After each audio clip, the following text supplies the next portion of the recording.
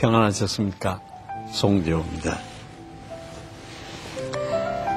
제가 아는 어떤 분이 아들의 애칭을 푸른 바다라고 지었습니다. 이유를 물어봤더니 블루오션 전략에서 힌트를 얻었다고 하는데요. 치열한 경쟁시장에서 아웅다웅 갇혀 사는 사람들이 아니라 무한한 창조의 바다를 헤쳐나가는 꿈의 사람이 되라는 의미라고 합니다. 푸른 바다 어떻습니까? 새롭게 시작되는 한 주 주님의 말씀을 통해서 생각의 틀을 바꾸고 푸른 바다의 주인공이 되시길 바랍니다. 오늘의 말씀 함께 보시겠습니다.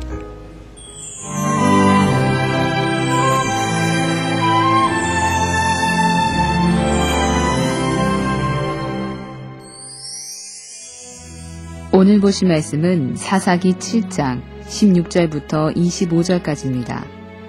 300명을 세대로 나누어 각 손에 나팔과 빈 항아리를 들리고 항아리 안에는 횃불을 감추게 하고 그들에게 이르되 너희는 나만 보고 내가 하는 대로 하되 내가 그 진영 근처에 이르러서 내가 하는 대로 너희도 그리하여 나와 나를 따르는 자가 다 나팔을 불거든 너희도 모든 진영 주위에서 나팔을 불며 이르기를 여호와를 위하라 기드온을 위하라 하라 하니라.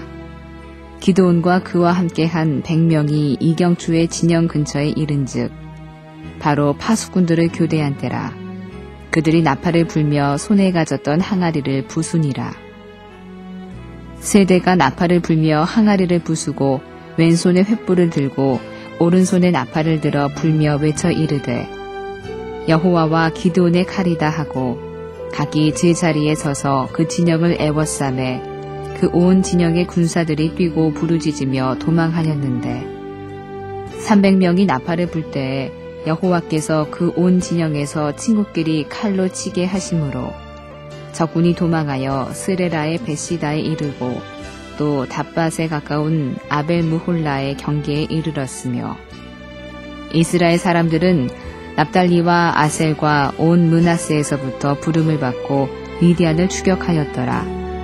기드온이 사자들을 보내서 에브라임 온 산지로 두루 다니게 하여 이르기를 내려와서 미디안을 치고 그들을 납질러 벳바라와 요단강에 이르는 수로를 점령하라 하매 이에 에브라임 사람들이 다 모여 벳바라와 요단강에 이르는 수로를 점령하고 또 미디안의 두 방백 오렙과 스앱을 사로잡아 오렙은 오렙 바위에서 죽이고 스앱은 스앱 포도주 틀에서 죽이고 미디안을 추격하였고 오렙과 스앱의 머리를 요단강 건너편에서 기드온에게 가져왔더라.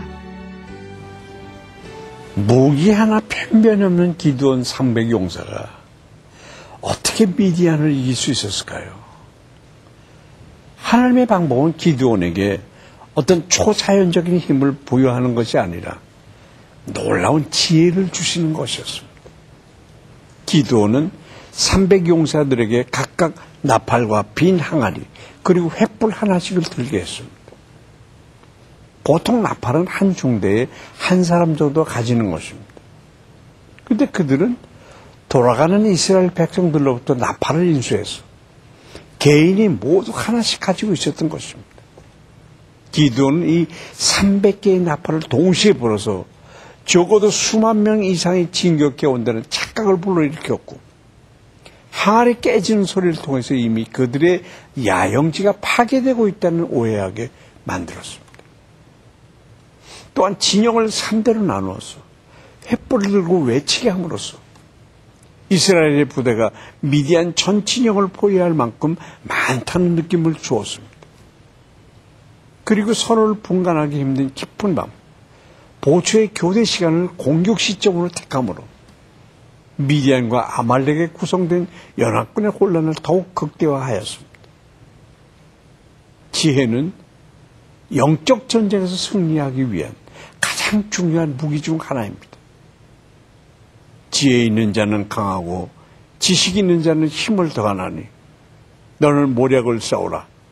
승리는 모사가 많음에 있느니라.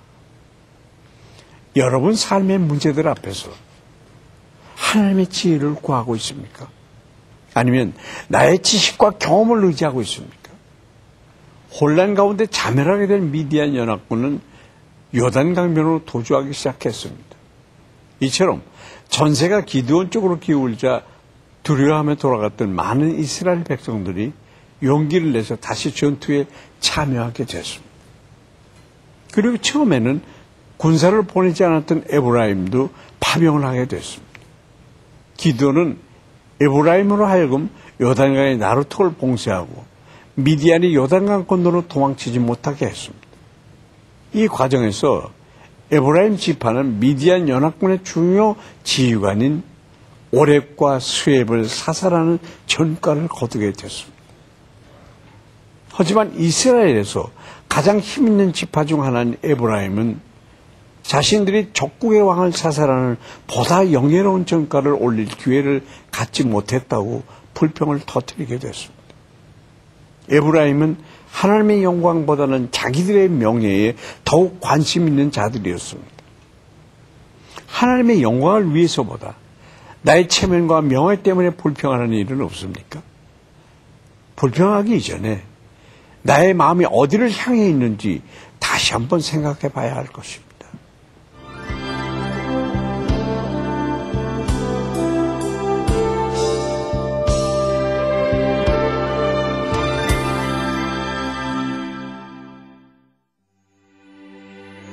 전능하신 하나님 아버지 감사합니다.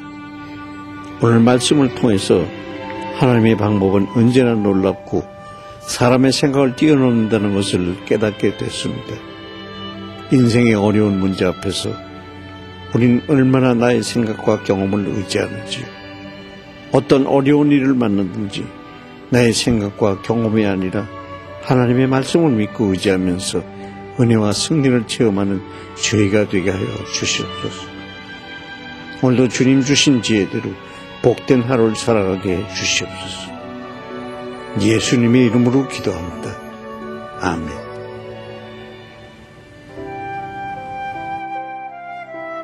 프랑스 정통 유대교인의 두 가문인 메슨과 파젤은 법이 개정되어 그들의 조상이 2차 세계대전 후 프랑스에 오면서 포기했던 이름을 되찾기를 갈망하고 있습니다.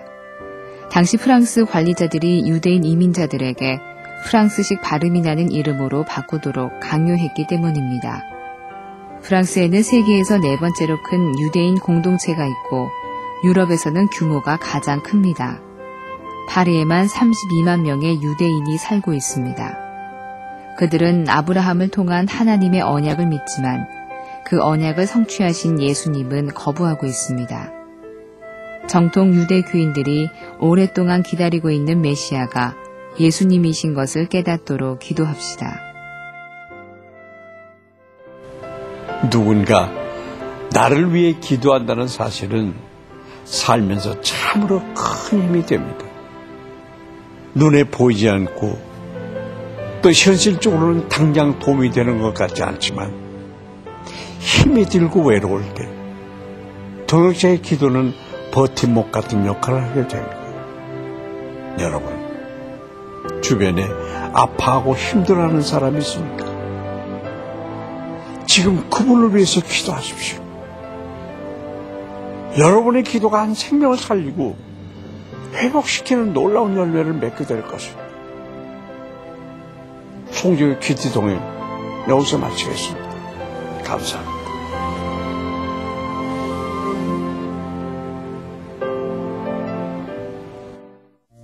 이 프로그램에는 GTM에서 큐티 교재 GT를, 책으로 만나는 성지 순례 답사기 바이블 루트를, 수아영에서 기초 화장품을 협찬해 주셨습니다.